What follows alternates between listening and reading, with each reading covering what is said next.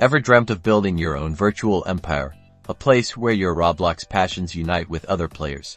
Well, today, we're going to show you exactly how to create your own Roblox group in just a few simple steps.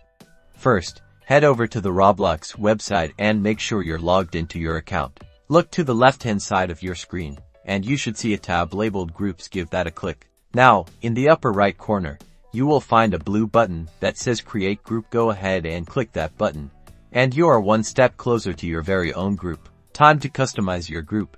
You'll need to pick a catchy name that represents your community. Write a description that accurately tells players what the group is about. You're also going to want to upload an awesome image to be the group's logo and really catch people's attention. Now for the final step, paying the group creation fee. It costs 100 Robux to create a group. Once you have confirmed your purchase, you can now click that Create button. Congratulations, you've created your very own Roblox group. Now you can start inviting friends, create group games, and build an awesome community. Get out there and start building.